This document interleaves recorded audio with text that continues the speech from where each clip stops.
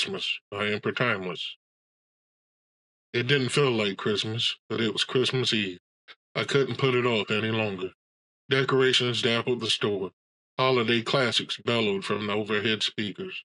Up and down the aisles, nothing caught my attention but the outrageous prices. Before I knew it, I was in the food section, debating which dessert to get. Cakes, cookies, pies, brownies so moist and gooey I could taste it through the packaging. I put them back. I needed to find gifts for my family, personal gifts that would mean something to them. However, my Christmas budget was dismal as usual, and I couldn't muster any gift ideas. I sauntered to household goods. Dodging the other shoppers, I scanned over the throw blankets, the bland supply of colored ornament patterns. They were cheap and looked like it, too. A soft voice peeped from behind me. I think Santa's going to skip Christmas this year. Well, we can't let that happen. What did you say? Hold on a second, Doreen. I grabbed a reindeer blanket off the shelf, pretending to be interested, but she persisted. What are you saying? I turned to face her. She gawked, short with a cell phone dangling in her hand. We can't let Santa skip Christmas. She opened her eyes wider and pursed her lips before marching off, resuming her phone conversation. I tossed the 1,000,001 reindeer blanket in my cart and went the other direction. Deciding who on my list could use the screwdriver set, I recalled her off-putting statement. Clearly others noticed something was strange this Christmas, and I had a sneaking suspicion that it was partially my fault. I hadn't been on an expedition in over a month, and no adventure meant no money. It also meant I hadn't done my part, which like a heavy cloud hung over everything, making any gift small and pointless. I hadn't been motivated to shop. No social media posts. It was all blah. But maybe there was more to it. I glanced around at the other last-minute shoppers. They seemed as disjointed as me, just going through the motions of the holidays. None of us really wanted to be there. It had been that way the whole season. Despite the music, lights, and decorations, no one was celebrating, as if the world was being robbed of its Christmas cheer, that surge of wonder and excitement we all cherished so much. Then it hit me like a fresh pack of those gooey brownies. I'd saved Christmas. What better gift could there be? I rounded the store again, this time grabbing whatever general crap I could afford. The checkout line stretched to the back, but they moved fast and steadily. I paid for the junk and hurled the bags into the trunk. I had one leg in the car when I heard that soft, disconnected voice again. Hey, sir, you. She squeezed between the erratically parked cars, hand flailing but still clutching her cell. Are you talking to me? Yeah. Are you really going to save Christmas? Someone has to do it. I climbed in the car, started it up, and strapped in.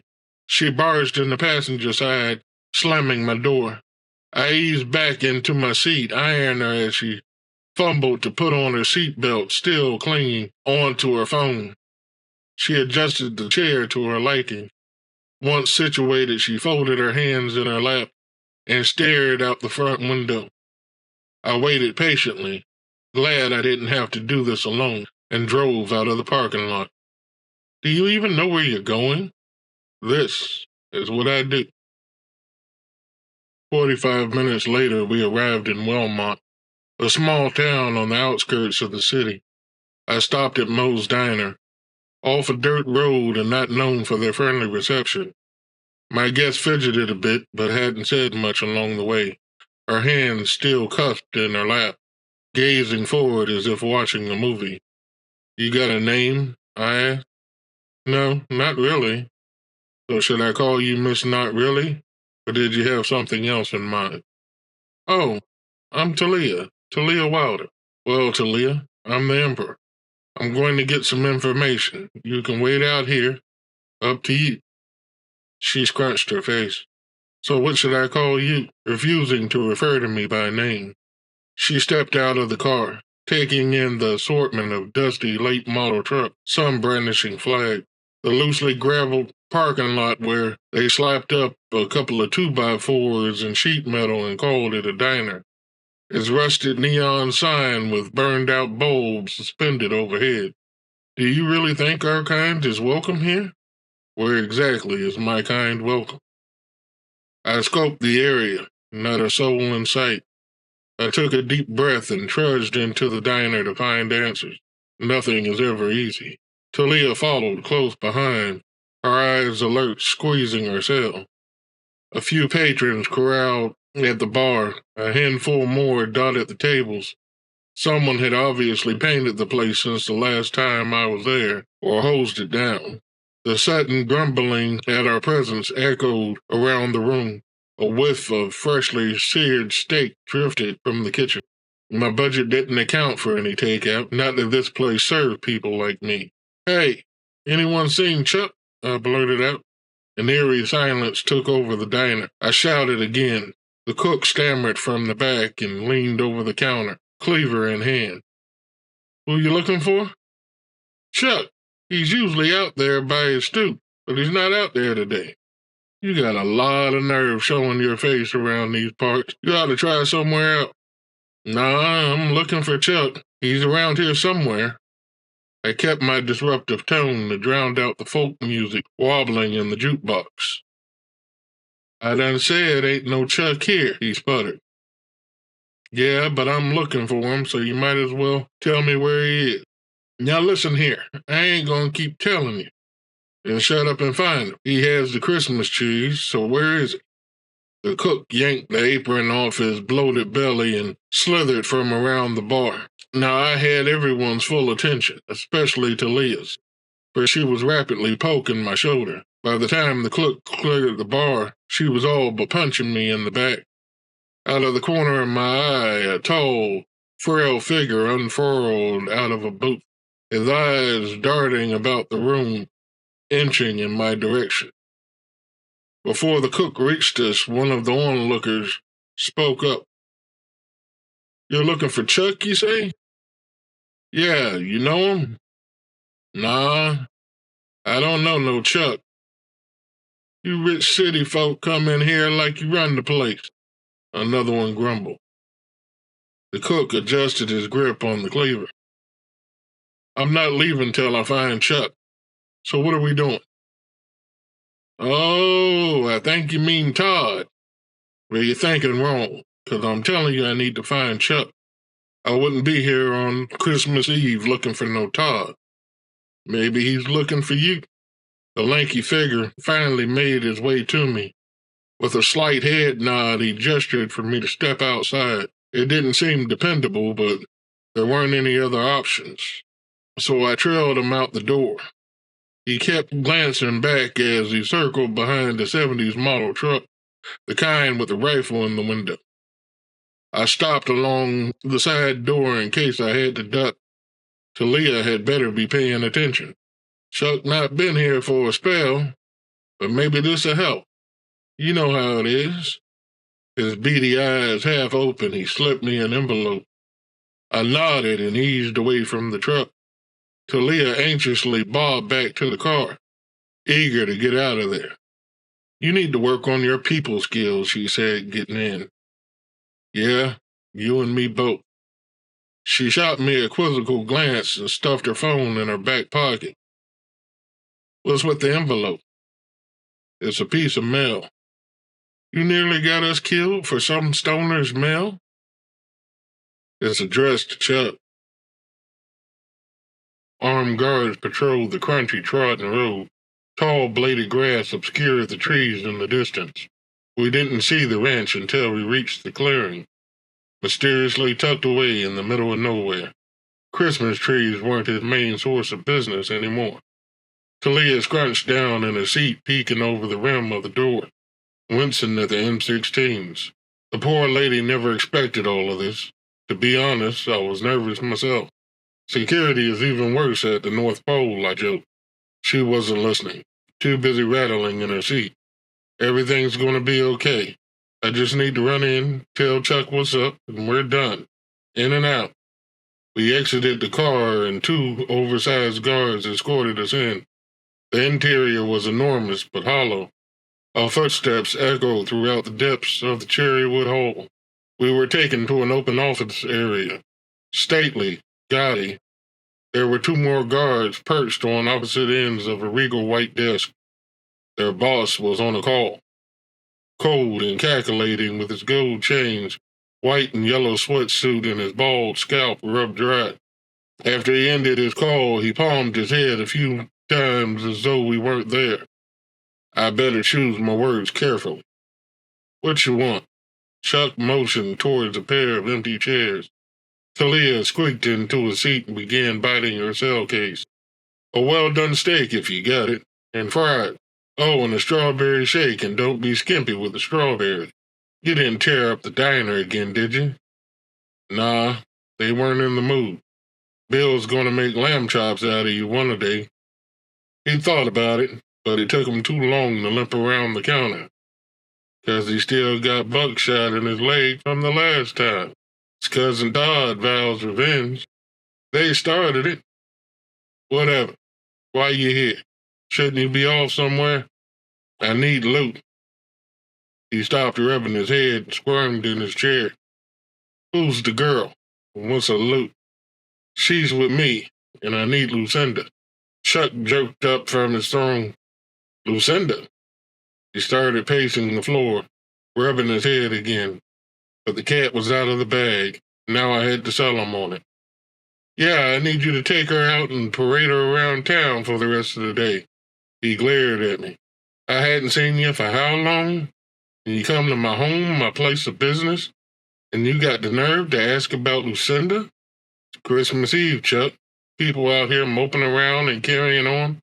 Somebody has to do something, and we both know it's too late to book a flight to the North Pole. Chuck's eyes bulged out of his bald head. He bent over, hands on his knees, looking around the room, and wagged his nubby finger at me. This guy. His guard snickered. You're drunk.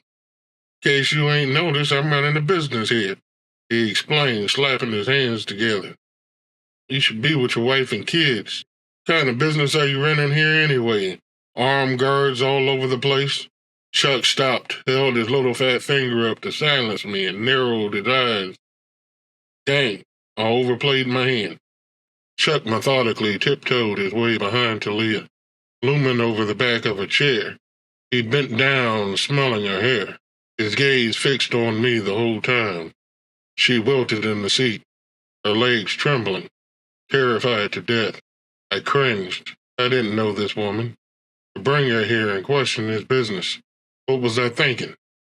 Who's the girl? She's with me. And you owe me. Oh, so you're going to cash in that chip on this, he barked. One of them. If you don't want to do it, send one of your men. No. You want Lou to go out, you're going to take her and you're responsible for her. It wasn't the plan, but my neck was already on the line, thanks to my big mouth. Fair enough. Where is she? A sly grin crept along Chuck's face. He pranced out of the office. Talia gingerly stood up, holding herself tight. That was close. Now to get Lou and be on our way. He led us across a long corridor, down a flight of stairs, and through a series of tunnels. Intersections branched off in the other directions. It reeked of damp mold and dead air. The entire complex was a gigantic underground maze. Talia followed orderly. The sweet scent of her perfume permeated the dankness, attracting the critters. Her arms crossed, heels straining to keep her upright as she sidestepped rodents. I whispered to her, Are you okay? There's rats, she hissed. Yeah, some big ones, too. Good news is we were never here. You're supposed to be saving Christmas, not putting me in danger.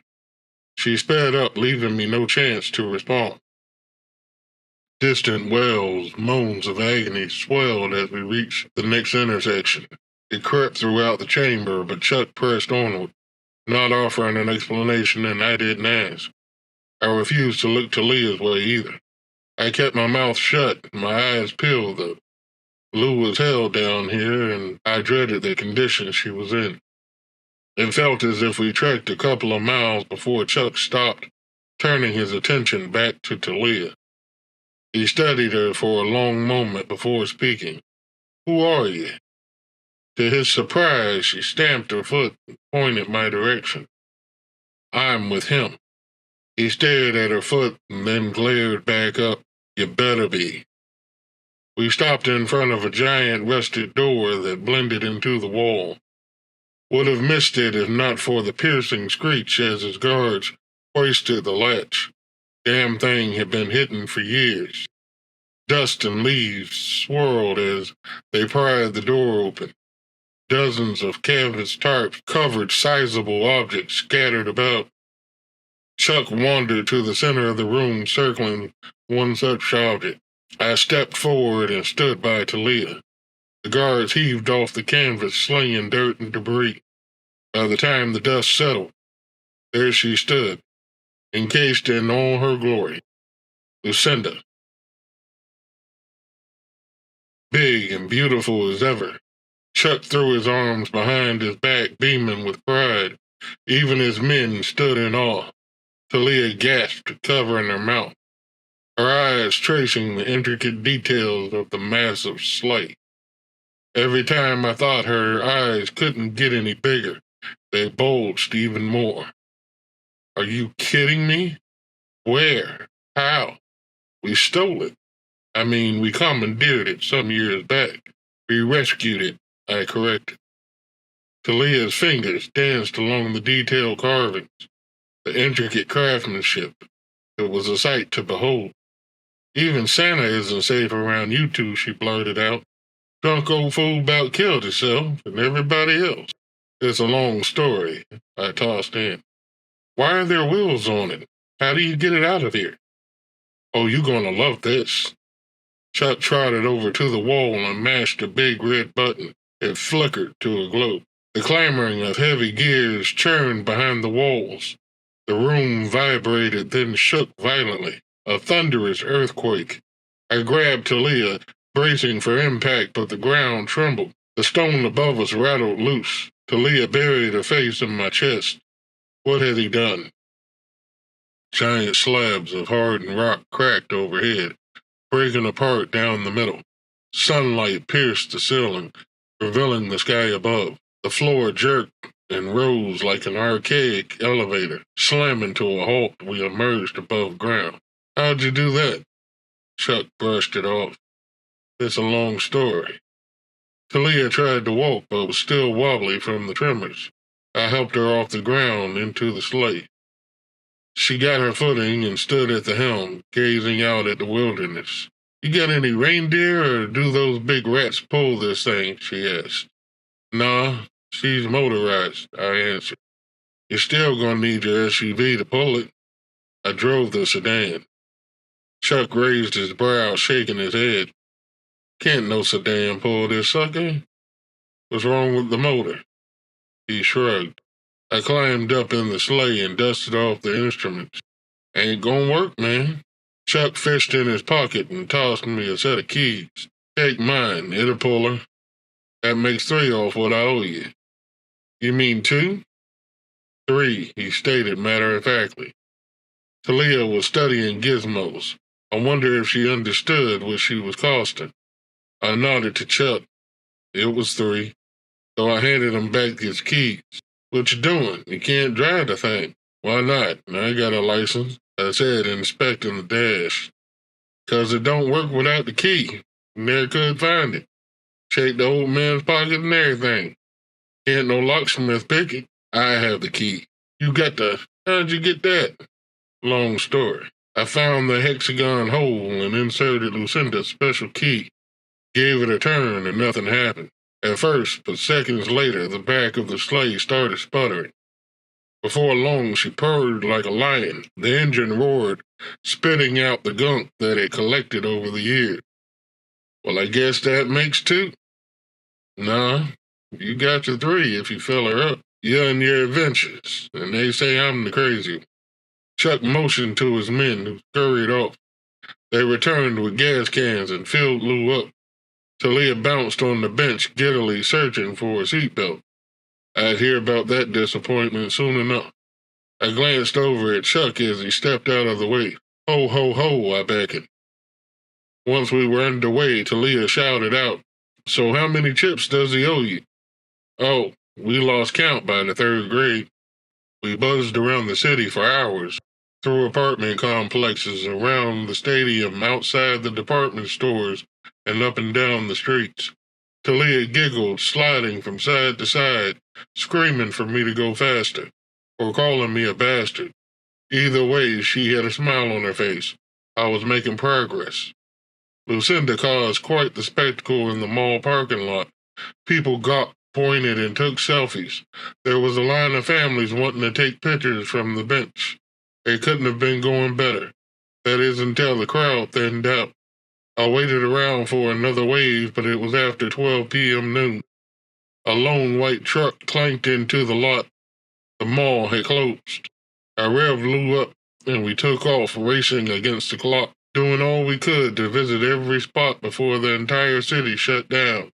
I decided not to make any more stops, to keep going, hoping the sight of Lou cruising by was enough to awaken the Christmas spirit, though it was impossible to know if it was working. One by one, shops closed. The busy streets cleared. By 2 p.m., we were mostly corralling at fast food spots. Their faces lit up as we wheeled to the drive-through windows, wishing employees a Merry Christmas. Before long, only the gas stations were open. I pulled in to put what little remained of my budget into the tank. $22.53 was all I had left. It wouldn't fill Lou up, but I hoped it was enough. The more people we reached, the better. I was counting out coins to the cashier when the commotion started. Talia screamed, "No," and I bolted out the door. A small crowd had gathered around the sleigh. I couldn't tell if they were ripping at Talia or Lou. I made my presence known. "Yo, step back from my sleigh." I shoved the crowd aside, bulldozing my way aboard to check on Talia. I tugged her out of harm's way, scoping for the problem. There was a middle-aged couple with a crying child, but they seemed harmless. A few people stood around looking. An old man pointed out the craftsmanship. I glanced at Talia for confirmation. She gestured towards the rear. Then I saw him. A ratty guy fumbling about the exhaust. I leapt off the sleigh, barking for him to get back. Chuck was holding me responsible. "Hey, man, back up. Just pumping the gas, hold up." "Nah, I get that. This is a delicate machine. Back up." I got it. Look, it's slowing down. Almost done." I was too busy making sure he was doing it right. I didn't need Lucinda catching on fire and sure didn't have any more money for gas. He was putting it in the right place, but the guy was grimy. I didn't want his filth getting in the engine. I yanked his arm. "I got this. Please, back up." "No, now let me finish or this gas gonna spill all over."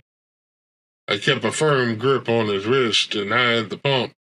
Sure enough, it was rounding past 22.50. I let him finish, then guided his hand, easing the nozzle out. As he went to replace the hose, I slapped the cap on and positioned myself between him and the slate. "See, man, I just was pumping it for you." "I see. Thank you. Uh, um, you got any spare change?" "No, you put all I had in the tank. Sorry." I should have known. I made my way to the front as he recited his sob story. The wails of the kid stole my attention. His parents stood behind him, more annoyed than supportive. "What's wrong, little man?" I asked, kneeling. "Mom says there won't be a Christmas this year.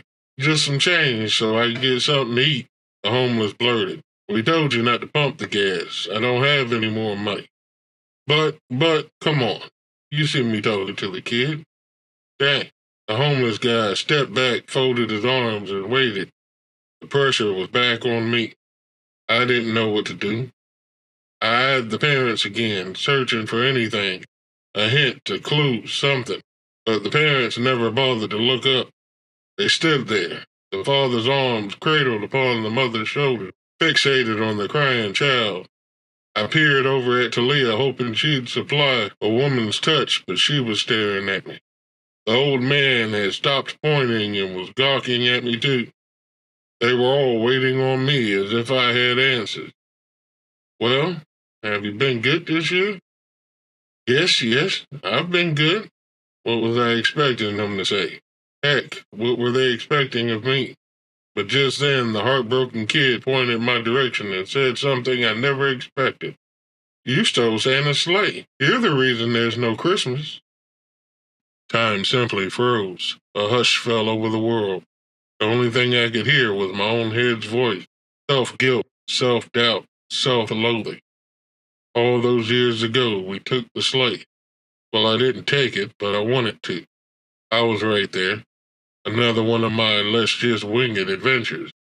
We were only kids, thinking we were doing the right thing, never considering how it would affect others, never a hint of giving it back. I can make excuses, but what would be the point? I'm grown now.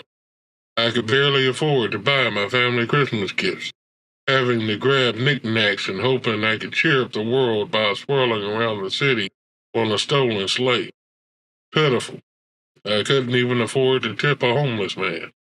I looked out at the faces staring upon me. I had to say something. Time doesn't freeze forever. Any moment, and those same people looking for answers would find someone to blame for all their problems, and it would be me. Not because I ruined their lives, but because I had done nothing to make it better. I jammed my hand in my pocket, felt the key.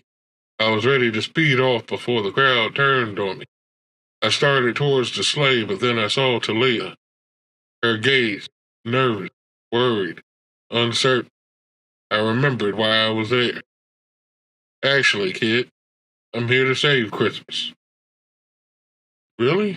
How? Boy scrunched his face. Want to take a ride? The kid's eyes closed. He pleaded with his mother, who wasn't thrilled about the idea, till I asked her and the father to come along. They practically tumbled Talia over, cramming into the sleigh. The homeless guy drooped his shoulders and turned to walk off. You ain't got nothing to eat? Hey, we can use a tighter squeeze if you want to join in. You go on. I need food. And I owe you some, for the help and all. Talia tilted her head with a puzzled look. Her protest was interrupted by her phone ringing. I waved the homeless man aboard and skidded out, almost hitting a late model white truck. We even left tire marks for the old man to point at. The family had a grand time, holding each other and jeering at every turn. Talia, who was just enjoying the same thrills, finished her call and sat with her arms crossed. But the homeless guy appeared disinterested altogether. And I was running out of time. We were virtually alone on the road. The city had closed. Evening upon us, I navigated Lucinda as the sun set off the horizon. It was a desperate move, but I had nowhere else to turn. When we arrived in front of the church, everyone appeared confused. No one commented, though, except Talia. A church? Why would you bring me here? I tried to help her, but she batted my hand away, storming off before I could whisper a response. We roamed to the double doors in silence as a ragtag caravan entered the church. Talia veered and slumped into a pew. The family made their way toward the altar. Our homeless companion, however, stood behind me, with his arms folded. A fragile greeter shuffled down the hall right past me to get to him. I couldn't make out what she said, but a couple of head nods later, she let him off. Good, he was no longer my concern. I'd give the family a minute to stretch their legs and then take them back. I searched the lobby for a restroom. It had been a long day. Bumped into the Reverend on the way out. Mid-30s, sparse hand washer, clean cut, smelled of stale coffee. We've been expecting you, but they implied you couldn't make it, he said with open arms. Excuse me? You're Charles, right? No, but I'm here to save Christmas. Ah, I wasn't aware it was in any danger. Really? Where have you been? We carried the conversation to his office. He crossed his legs and rested his temple on his index finger. The more I explained, the more he smirked. Like a patient talking to a shrink, I tried to convince him that I wasn't crazy. His congregation wasn't as close-knit as before, but he claimed it stemmed from the pandemic and handheld devices. People didn't connect the way they used to. Are you a member of the church? No, I just stopped by. I really should get going. I see. Sorry we couldn't help you. Yeah, me too. It was after 6 p.m. No money, limited on gas, stores were closed, the streets were bare. I needed to take the family back to the station and find a soup kitchen for the homeless guy. Hopefully by then I'd come up with something. There was more than one family counting on Christmas. My family needed it too. They act all sweet about little trinkets, but they deserve something spectacular. I trampled back towards the lobby, mulling the idea over. How do I find the Christmas spirit, let alone share it with the whole world? Mister? Emperor? Sir? Preacher called out. He caught me mid-stride. Could you help us before you go? He led me to the nave. A member donated a new PA system they needed connected by morning. I started unpacking the boxes. My stomach twisted in knots. Everyone was looking forward to Christmas, and time was running out. But I couldn't save anything from the sidelines. I had to get involved. I was under the pulpit splicing wires when a nice young man in his early 20s came upon me. He offered to help.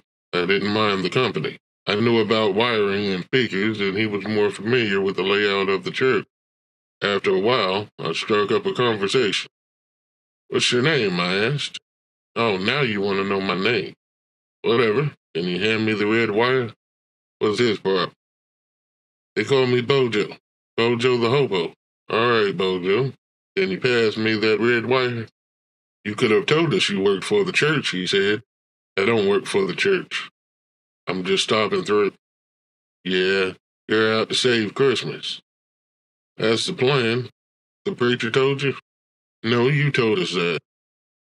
I glanced over at Bojo. I hadn't told him anything. The only people I told was, my thoughts ran smack dab into each other. I had to do a double take. Don't worry about it. I barely recognize myself. Amazing what a shower, shave, and a warm meal will do for you. I guess I have you to thank for that. In all honesty, I'm not the one to thank. I was shocked the doors weren't locked. Are you telling me the man that brought the homeless to church on Christmas Eve has no faith? It took a minute to answer that one. My only doubts are of myself. Why is that? Life hasn't been easy. You're telling me. A couple of seconds later, Bojo began humming a tune. I instantly recognized the song and chanted the lyrics. Vibing, working together in harmony made the task a breeze. We were testing the PA system when Talia moseyed over. She had been crying, her eyes puffy, her face forlorn. Talia, are you okay? Why'd you bring me here? Take me back to my car. I want to go home. Sure, we're almost done. Now, she stressed. Is everything okay? I saw you on the phone. No, things are not okay. My family wants to see me tomorrow. Well, what made you think you could save Christmas anyway? I wasn't sure what was wrong, but she wasn't letting me get a word in, so I stayed silent. You and your friends and your raggedy sleigh, what was that supposed to do? I have to try. Why? Why? She demanded. Because maybe if I try hard enough, do enough, maybe I'll make a difference. I mean, who knows? Maybe if I do this, I'll matter. You'll matter to who? Somebody, anybody. Maybe it'll matter to me. Leah flared a look of disgust and stormed off. I couldn't blame her. I told her I'd save Christmas, and turns out I was the one broken. The kid was right. I was just making things worse. The preacher came scampering down the aisle. I see you got it working. I pitched a glance at Bojo, who shrugged and eased away from the podium. Great. It worked. The whole church got an earful. It was time to go. I looked around the pulpit. Where was the family? One other thing, sir. Can you take these old wires and stuff to the dump, please? The landfill is probably closed by now. Any old dumpster would do. Tomorrow's Christmas. We don't want anyone tripping or getting hurt with all of this laying around. Sure. Have you seen a couple with a little boy about yay tall? Ah, yes, the Gray family. They're with Miss Mabel. I'll fetch them for you. Talia was waiting in the sleigh. I loaded those speakers and wires on the back. She couldn't even look at me. I gazed out at the deserted road nestled under the crisp night sky. A faint sound lurked in the distance, a light bellish chime ringing. Looking back towards the church, I heard it again. Although it wasn't the church bell, I spotted the parents coming out of the double doors. Each held a paper bag. The ringing persisted, growing louder. I whipped around and the kid was riding up on a sparkling blue bike. Sorry it took so long. We weren't expecting all of this. Mr. Gray heaved the bags into the sleigh. Timmy, you may have to leave the bike. We can come back and pick it up later, his mother called out. No worries. We'll make room for it. I used the loose wires to secure the bike. Another voice came from behind me. Are we all set? Bojo asked, gleaming from ear to ear. New friend of yours? The father pecked. No, it's me, Bojo. The hobo? I thought you might be staying. Nope, we still got a Christmas to save if you'll have me. A peculiar look washed over Bojo's face. Sure we will. Is everything okay? It's fine. I thought I saw someone I knew, he said, shrugging it off. We all squinched in and slayed down the road. I decided to take the family home so they wouldn't have to lug the bag. Besides, with nightfall, there was a whipping chill in the air. Mr. Gray gave instructions, but he was interrupted by Bojo's grumbling. Why are they following me? That someone you know? I yelled against the wind. Nah, but I swear, it's the same white truck from the gas station. It has to be. Unsure if I should slow down or speed up, I was at a disadvantage. Blue didn't have doors, windows, or a rearview mirror. Who knew what kind of people would trail Bojo? The others pivoted around to see. There was a brief silence as I turned the corner. I heard Talia's proclamation. They're not following you, Bojo. That's the butcher, and he's following him. The butcher? That doesn't sound good. Wait, what butcher? Following who? She didn't answer me. I glanced back. Talia had resumed her arms folded, scowling routine. Bojo twisted back in his seat, his face etched with concern. My mind kicked into overdrive. A butcher? I didn't know any butchers, certainly none that would follow me. My stomach twisted more as I eyed Talia. She was still ignoring. I willed the pieces together. The cleaver. Was it the cook? The pit in my gut sank as I remembered. Bill didn't have a white pickup truck, but Todd did. I had been wrong. Seemed they were in the mood. I couldn't tangle with them tonight, though. I had a sleigh full of exposed people and a Christmas to save. I floored the gas and veered off the main road. Mr. Gray, sharing my concern, yelled out new directions, leading us down the side streets. I counted on Bojo as my eyes. Looks like we lost them. It was just a matter of time. Those two didn't give up easily. I rushed the Gray family home, a quaint townhouse apartment. I ripped the bike from the rear.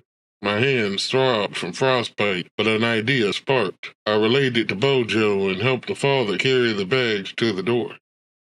Timmy wheeled his bike inside, frantically begging his mother to put the Christmas tree up.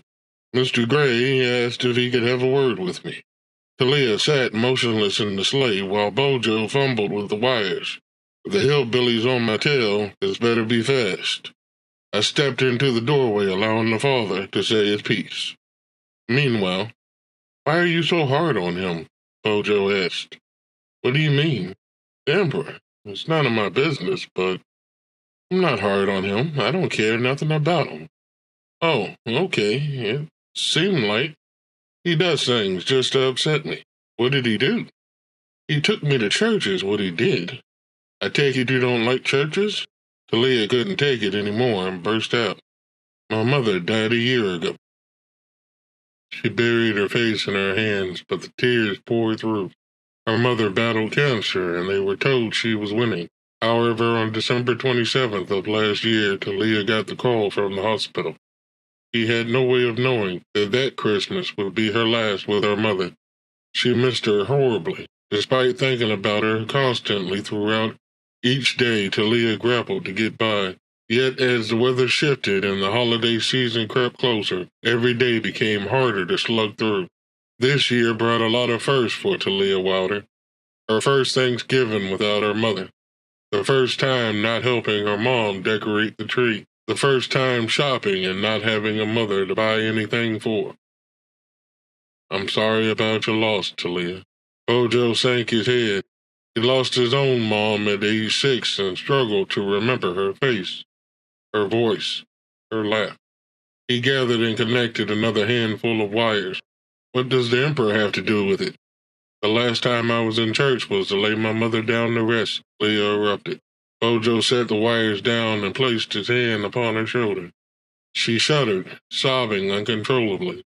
Bojo stood there, providing her with all he had to offer, his company, as he strained tears of his own. So why are you back here? You got your meal. Me?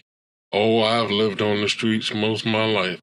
I've come across a lot of people, too. And that man? Why, he's got less than I do. All he has is whatever was in him when he was born. And yet here he is, out here on a wing and a prayer, thinking whatever it is that's in him is enough to save Christmas for all of us. Talia couldn't help but laugh. And you believe him? No, but he does. He believes it so much that he hasn't given up yet. Bojo patted Talia's shoulder and returned to working on the wire. I just wanted to thank you, sir. This means so much to our boy, and he means the world to us, the father offered. I'm not the one to thank. All I did was give your son a ride. Yes, a ride we'll never forget. I strolled back to the sleigh with 2 cups in hand. I heard Timmy screaming with delight. Mrs. Gray must have decided on the tree after all. However, seeing Talia's puffy eyes reminded me that, regardless of the father's heartfelt comment, I had yet to do anything. If we were keeping count, I was worse off than when I started. She wasn't a tearful wreck when I met her, and she wasn't on the run from my questionable past. I handed her a cup of the poor man's chicken noodle soup, minus the chicken and the noodles, but it was warm. Bojo, still messing around with the junk, accepted his cup graciously. I couldn't take him back to the gas station, not for him to spend Christmas alone, out on the concrete. I needed to find a shelter and try out my idea. But first, I respect Talia's wishes and get her back to her car, hopefully before Bill the butcher found us. It was a solemn drive to the department store. I took the dark and deserted back roads to be safe. The thrill of Lucinda all used up as the bitter cold drifted around us. The store had left the outside lights on, though the parking lot was empty, all except for her sedan. I pulled up next to it, not knowing what to say. I owed her an apology. I wasn't sure how I ruined her Christmas, but I certainly hadn't saved it. When I pulled into the parking space, Bojo sprang out the sleigh, grabbing the speakers off the back. For the first time since the church, Talia's gaze met mine. I stretched out my hand. With ice-cold fingertips, she acceptingly allowed me to help her off the sleigh. How was I going to word this? I kept a hold of her hand, guiding her to her car. She unlocked the door. It was now or never. I hadn't organized any thoughts, so she'd have to get one of my just wing it speeches. I cracked the driver's side door and opened my mouth to spit out whatever was going to come when I heard Bojo's loud voice testing the old PA system. I got it working. I hear. Thanks, Bojo. Talia peered up at me expectantly. I went to speak, and I couldn't do it. I couldn't apologize. I still planned to save Christmas. For her, for everyone. And it didn't have to matter to anyone else because it mattered to me. I grabbed the mic from Bojo and sang. Chestnuts roasting on an open fire. She closed her eyes, letting tears ease down her cheeks. Bojo dug out another microphone and hummed the background music. Talia squeezed my hand tighter. By the fifth song, Bojo and I were having a full-blown jam session. Talia sat on her trunk and streamed the performance. We were having such fun, I didn't notice the rare cars on the road had multiplied. Though the stores were closed, people were traveling to their Christmas destinations, and some were pulling into the parking lot to check out the record. By 11:45, the parking lot was full. Emergency vehicles behind us swirling their lights to add to the ambiance. People were stepping up to take turns singing in front of the sleigh. Talia even joined in and sang a song. Now, before you get carried away, we didn't go viral, but the idea did. Social media exploded with videos of people all over the world, caroling, dancing, posting pictures of family and friends. When midnight struck, Bojo stopped humming. The crowd we amassed erupted. Hugs, mistletoes, and smiling faces as far as I could see. Talia, who was standing on a trunk to film over the crowd, climbed down and maneuvered her way onto Lucinda. The three of us stood there amidst the cheers and well wishes, basking in the moment. The crowd thinned as orderly and as fast as it appeared, leaving us aboard, waving as the last fire truck pulled off. We looked at each other, the truth written across our face, plain as day. For all our efforts, we didn't save Christmas. Christmas saved us. I didn't see it and couldn't feel the Christmas joy before because I hadn't done anything to be a part of it. I needed to get out here and get involved, precisely what I had been hoping for. We were so ecstatic neither of us noticed the white truck drive up from the side of the building. There was a squeak before the metal door slammed and Bill was already limping toward us. He carried a hastily wrapped package. I kept focused on the truck, waiting for Todd to make his move. "He's got a bomb," Talia whispered. I held my ground, though sensing the tension from my companion, my head doing the math. On his bum leg, Bill labored toward us. No way he could outrun a bomb. Todd remained idling in the truck. As Bill neared, I stepped away from the sleigh, creating distance, just in case. "We've been chasing you all day. Chuck said to give this to you." "And he sent you?" "He insisted." Bill throated and jolted around, puttering back to the truck. Bojo and Talia mumbled behind me, but I didn't budge until Bill was back and Todd drove off. There was something deliberate about his tone and purposeful gait. I hadn't seen the last of them, but that would be for another day. I turned and handed the shabby gift box to Bojo. "Why are you giving me this?" "What is it?" "What I owe you." He and Talia gazed at me, puzzled. Bojo carefully unwrapped the box. "Oh, man, steak and fries. And a strawberry shake." Talia hopped down, grabbed Bojo, and gave him a big hug. I inserted Lou's special key and fired up the engine. "Bojo," Talia said. "That's me, Bojo the hobo." His eyes big and bright. "No, not after tonight. I won't be calling you Bojo, because I won't remember you as a hobo." "Oh, wow. So what are you going to call me?" He winced. "From now on, I'll always remember you as Jazz." Jazz thought about it for a second, smiled and nodded, and then loaded the speakers and hopped aboard, ripping into the steak. Talia shook her head, waltzed to her car, opened the door, and turned back to look at me. "Emperor," she called out. I bowed my head. "Merry Christmas, Talia Wilder. Merry Christmas."